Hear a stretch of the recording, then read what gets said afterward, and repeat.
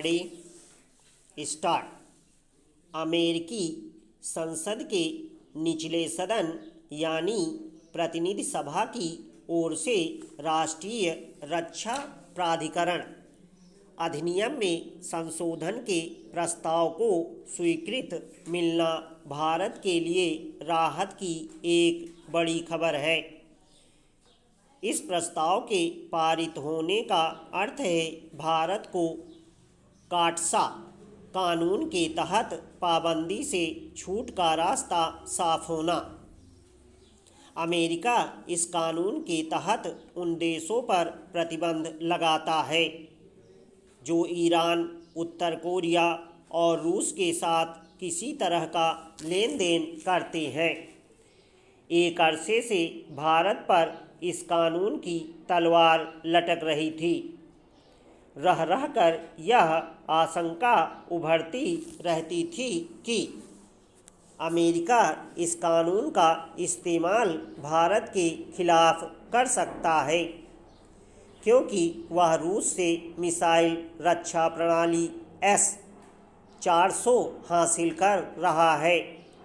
यह अच्छा हुआ कि अंततः अमेरिका ने यह समझा कि भारत के विरुद्ध काटसा का इस्तेमाल करके वह भारतीय हितों के खिलाफ ही काम करेगा।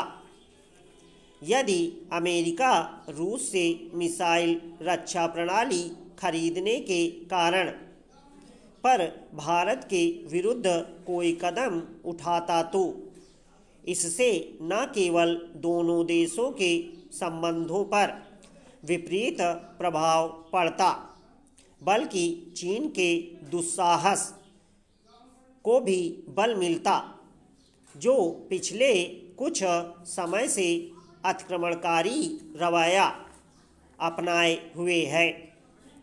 चीन भारत का रूस से रक्षा सामग्री की खरीद की छूट देने वाले प्रस्ताव को सत्ता पक्ष के साथ विपक्ष के सदस्यों का भी समर्थन मिला। इसलिए अमेरिकी संसद के उच्च सदन यानी सीनेट से भी इस प्रस्ताव को हरी झंडी मिलने की प्रबल संभावना है।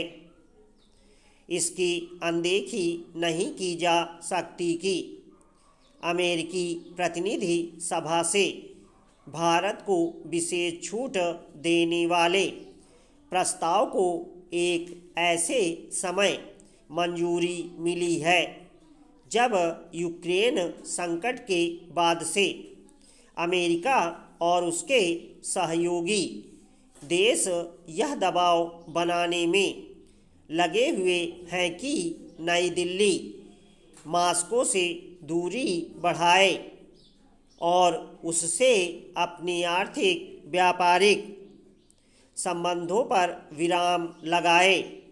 भारत अपनी स्वतंत्र विदेश नीति का उल्लेख कर इससे लगातार इनकार कर रहा है।